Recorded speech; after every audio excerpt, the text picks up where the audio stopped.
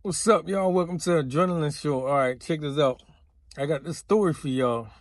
I'm about to tell y'all how the the prison I was at, how the warden turned out to be a kingpin and got indicted by the feds along with his brother. So that's how the story go. In this place called Rimbert, South Carolina, country ass town. There's this prison called Warden Correctional Institute in South Carolina Department of Corrections. Now, all right, check this out. So I've been doing there's this thing called a Youthful Offender Act. A Youthful Offender Act is kind of like, it gives like people from I think from 17 to 25 the chance to get sentenced in a way where it doesn't be something like permanent on their record. Like, I think it's easier to get expunged or whatever, something like that. It's a prison sentence, but it gives you like a separation to where you give you a chance to change, or get expunge your record or whatever after you finish doing the time or whatever. So now I think it goes from like 1 to 5. I think it goes like from 1 to 5. Yeah, I think it goes like 1 to 5. So basically, it's like got these programs that you do. Some of them got a drug program, and the other one just like a regular, just like the program. And what you do like 10 months. You do 10 months, you automatically go out for parole. That's if you ain't got no mandatory. Now, if you got a violent charge,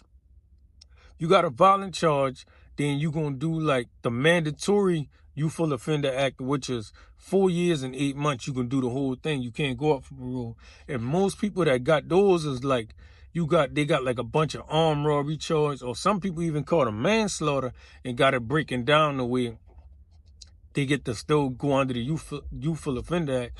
You get that if you got like a good ass lawyer or something.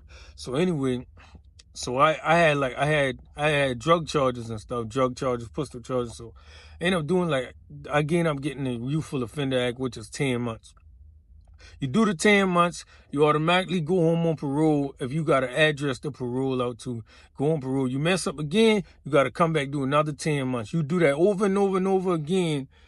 You do that over and over and over again till you finish the whole 4 years and 8 months. So anyway, I had to go to the drug program, so I had to go to a certain institution called Warden Correctional Institute. That shit is a fucking stinking ass farm. Stinking ass farm in fucking Rimbert, South Carolina. Country ass fucking town. That shit stink as fuck. Every morning, all you smell is fucking farm, and that shit got skunks on it.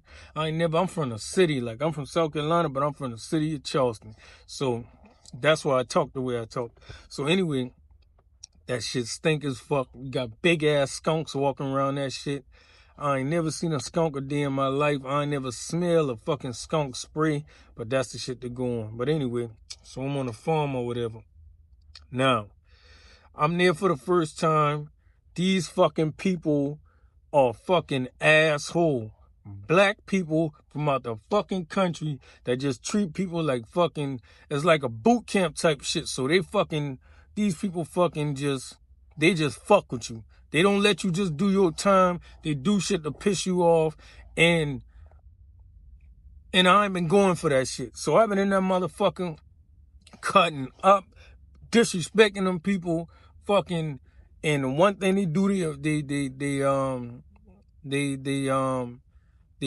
use force. They use excessive force there with no hesitation. They don't give a damn. One thing they like to do there is put you in handcuffs, put your handcuffs, cuff you behind your back, squeeze the handcuff real tight, and they thing is to fucking twist the fucking handcuff to have you fucking twisting your arms, fucking with your arm, like doing all kind of abusing the fuck up motherfuckers, beating the shit out motherfuckers. That type of shit been going on, and I ain't been going for that shit. They been trying me or whatever, and I used to cut up on that shit. So I end up being there for you only is in this part right here is like for like 9 weeks. You're only supposed to be there for 9 weeks. I end up being in that motherfucker for like 15 months. My first time there. I didn't even get to go to the program, go straight to the program, go home in 10 months. And everything you do, you get 30 days, 30 days.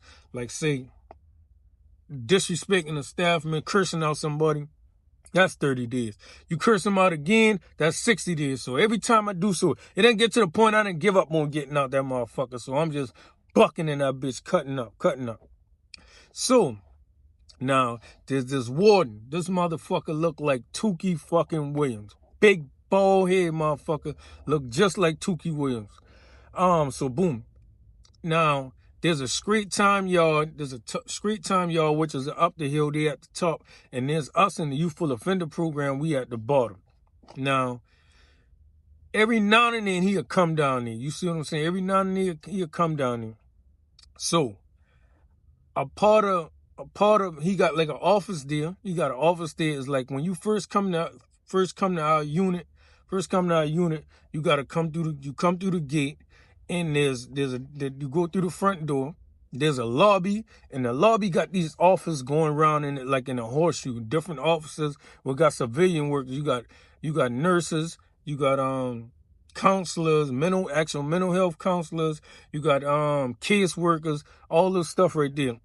And then you got these units, these open dorm units like A, B, C, D. Yeah, I think it's A, B, C, D, and you in this open dorm, these barracks and shit.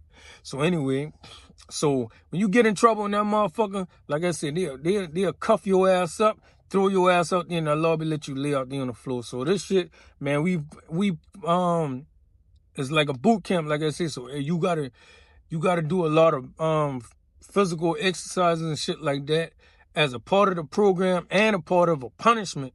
So I'm always doing fucking PT and shit like that because I always in shit. And, they got shit they do tell you to get in a push-up position, hold that shit.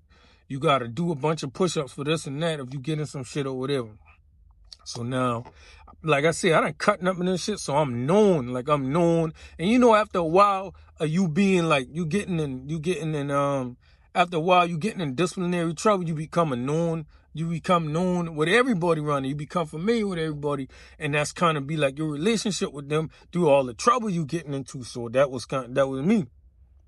They got a farm out there, so we got to go out there and work on the field. Like not everybody, because they can't do everybody out there, but a certain group of people some people be wanting to get out the dorm. I ain't never been with that farm shit.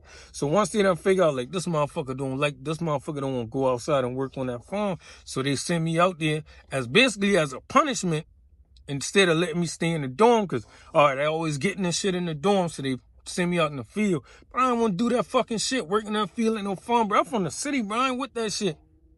And on top of that shit stinks. So they got you out there. So you got to go out there, dig ditches and shit like that, and fucking pull weeds and do all that shit. So when I'm out there on the farm, man, I'm punching them fucking cows. Like just walking, like they got hundreds of cows and they just line up against the fence because they see us right there. And I'm, So them motherfucking done cuff my ass up out there. Cuff me up. And fucking, ain't nobody taking you back. Ain't nobody, and I'm out there with motherfucking the CEO. They on horses and shit. Fucking telling us what to do. But anyway, so punching them cows and fucking kicking animals and all kind of shit. So I get handcuffed, and now I gotta be like that until we finish and go back to the unit. So I probably be in handcuffs for hours. Time I get back, get let out them shit, my shoulders so fucking loose, I can't even feel them fucking shit once they finally let me out. So boom, get in trouble, but they gonna try to take me back out there the next day. So I keep doing the same shit over and over and over again. So anyway, so now back to the warden. So every now and then, like when he'll come down there and give little speeches and shit, to us.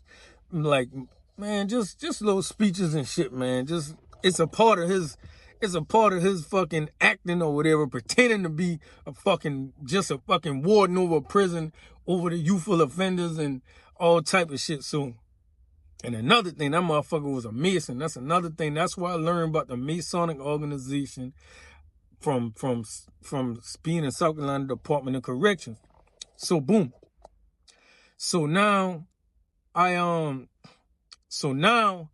I'm fucking, I'm known or whatever, right? So boom. So, and I cut up on anybody. You got some people that don't play, like they'll fuck you up, but I ain't scared of that shit. Like, man, listen, if I feel played, bro, I'ma talk my shit. I'm a buck. If I want to do something, I ain't doing that shit. I'ma just cut up. So one day, so the warden, now we supposed to go to school and shit. Like we got supposed to go to school and shit. So boom, so we out going to school and shit. And one day he walking by and I'm cutting up on the officer. I ain't listening or whatever. He done come straight up on me. I tell you, this motherfucker big like Tukey Williams. He like fucking act crazy, man. So boom, he done grab me, slam me up against the trailer, handcuff me, put the handcuff, squeeze that shit tight, back, twist him, whatever he talking to my officer like that, blah, blah, blah, threatening me or whatever. Man, and I just like resisting and shit, the big motherfucker on me. So anyway, after so much of that, me and this man we done get acquainted, and he got some type of, he's something between us, the way he gonna speak to me every time he see me, like, hey, you doing all right? What going on? This and that. Or by cutting up, hey, come here, snatch me up, whatever. You know what I'm saying, challenging him. He just letting me know he the big dog, he ain't going for it or whatever. So boom. So the entire time, well, I'm gonna start the video because I'm gonna have